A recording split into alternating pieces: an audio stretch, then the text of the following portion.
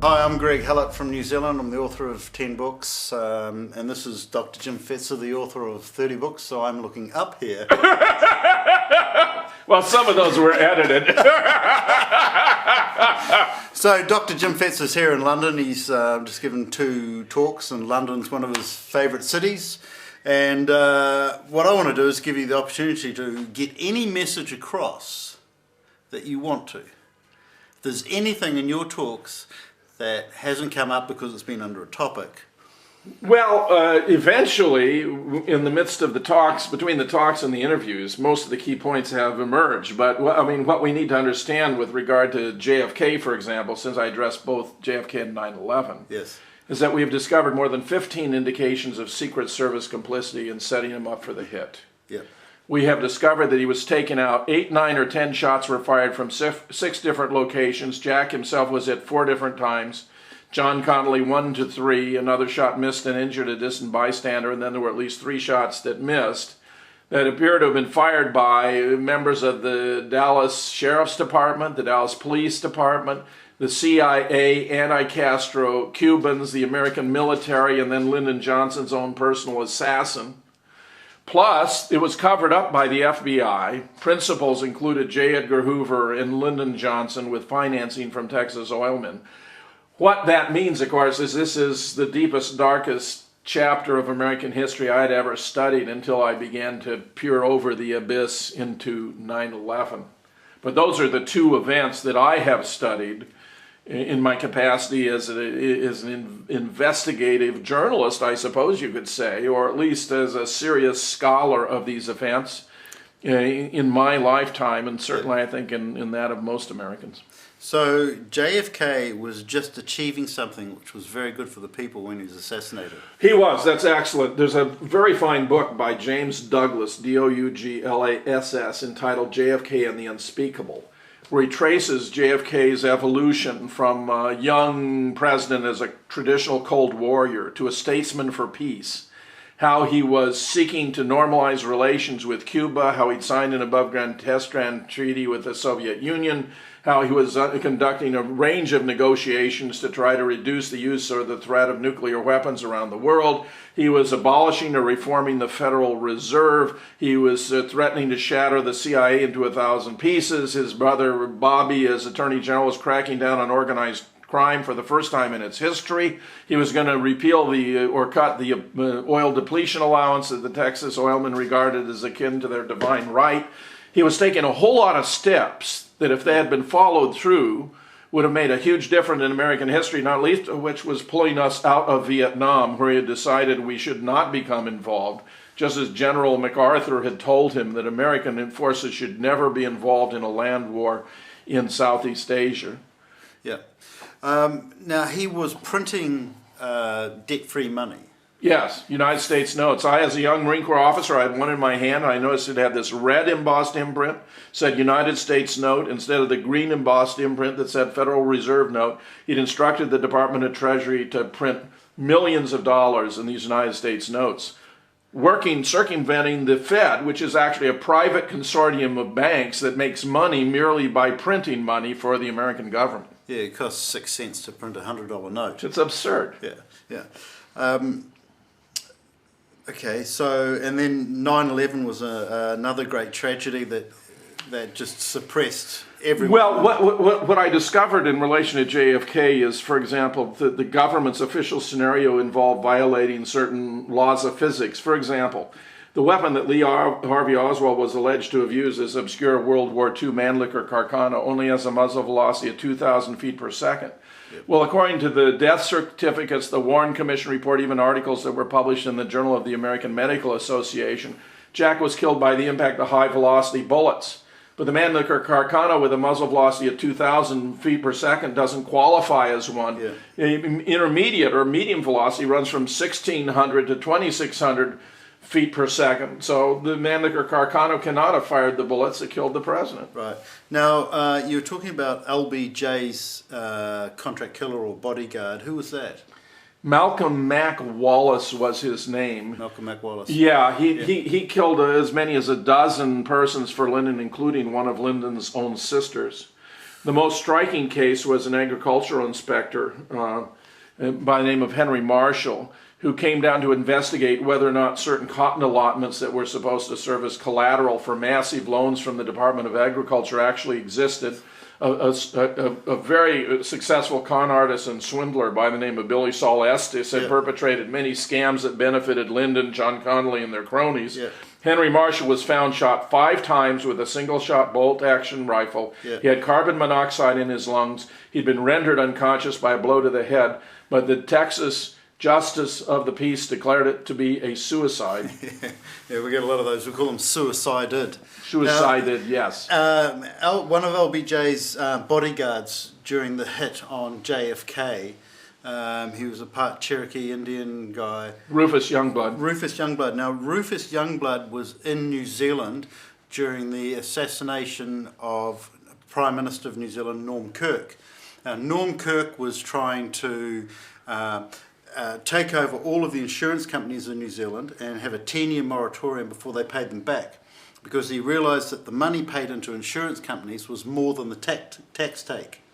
And that was why he was killed. Well, it's very disturbing that he was there. It's as disturbing as that David Sanchez Morales, who was a very notorious assassin within the CIA, was filmed at the Ambassador Hotel on the night Bobby Kennedy won the California primary, and when he was shot allegedly by Sirhan, except that Sirhan never got behind Bobby, and Bobby was shot from behind, in particular behind his right ear from about 1.5 inches. Sirhan was never closer than 3 feet or so to Bobby Kennedy and can't have fired the shot that killed him. But that David Sanchez Morales and George Johannides, who was the head of the CIA for psychological operations, in another fellow who had actually been the case officer for Bradley Ayres, who was an Army officer, had been assigned to JM Wave in Florida to conduct hits against the Cuban coast, who knew these guys personally and viewed the video and identified all 3 of them there. It has been very disturbing indications that the CIA was taking Bobby out to clean up loose ends because he'd said that he was going to reopen the investigation of his brother's death. I think the idea was supposed to be that no one was ever going to be held responsible for JFK's death, and that those who were involved were going to take whatever steps necessary to ensure that was the case. Does CIA stand for Communism in America? Well, it's a kind of a crime syndicate, right? Crime in America might be pretty close to it. Yeah, I think crime in America would do it. Yeah, and of course this 9/11 thing is a fiasco. I mean, once you get into it, you find all kinds of violations of laws of physics, of engineering, and of aerodynamics. For example, the claim is made that the Twin Towers collapsed because fires caused by jet fuel from the planes burned so intensely that the steel weakened or even melted. But in fact, most of that jet fuel burned up in the first 15 seconds of those spectacular fireballs. You only had ordinary office fires at 500 degrees temperature. In fact, NIST studied 236 samples of steel from the Twin Towers. 233 had not been exposed to temperatures above 500 degrees Fahrenheit. The other 3 not above 1200.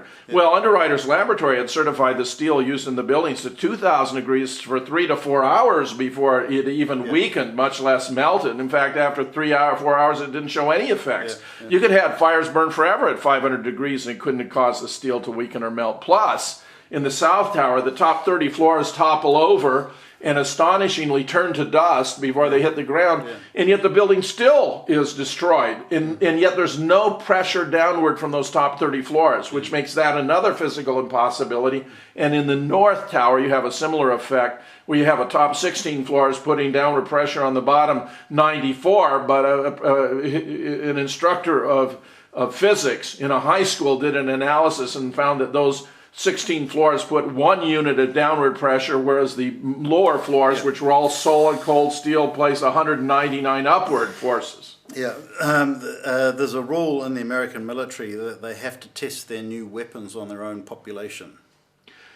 You know, that intrigues me. I'm not aware of that being the case, but it might very well be. So you have an interesting suggestion there, Greg, that this might have been a test of new American weapons on the American people. So the plane flying into the Twin Towers was only ever seen from about 3 miles out.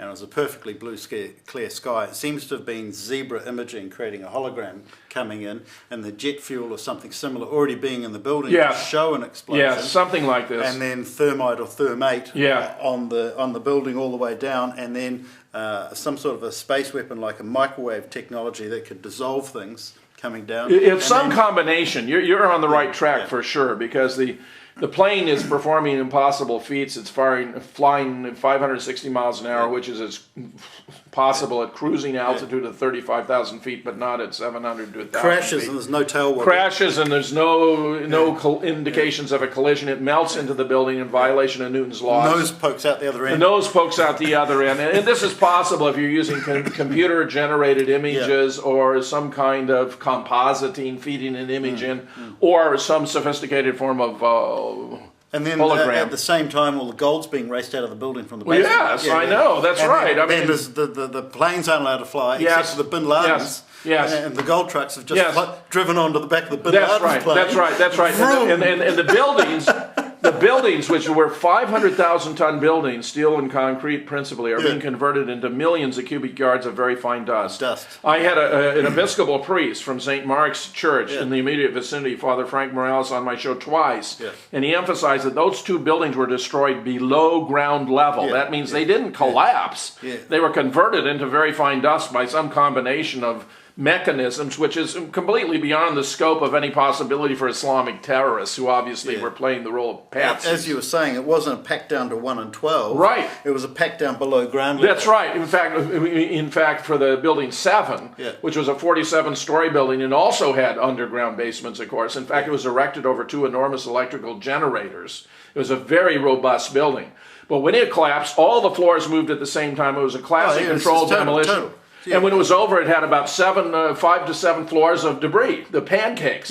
But in the north and south tower, there were no pancakes. So different weapon. Completely different mechanisms. Absolutely different weapon. Well, you have a fantastic amount of knowledge.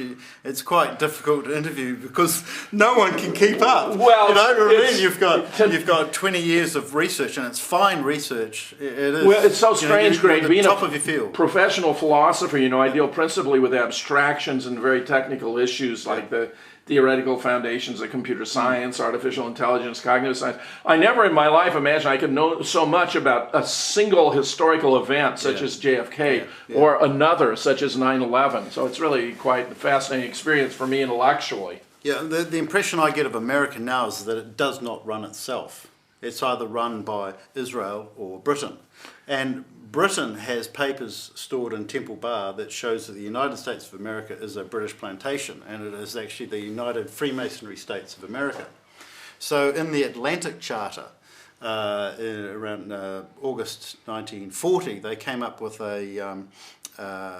an option to get the children from Germany, from Czechoslovakia and from Britain, and these were called Checker children, and they'd be the children of notables, and they'd send them into America, give them another identity and even a different religion, and then raise them up through American politics to become the heads of American politics and act for Britain. Well, Greg, given my admiration for your extraordinary revisionist history, which even includes books with titles such as that Hitler was a British agent, nothing you could tell me is going to surprise me, nor am I going to be able to deny it on its face. So, I'm fascinated by all of this and your research.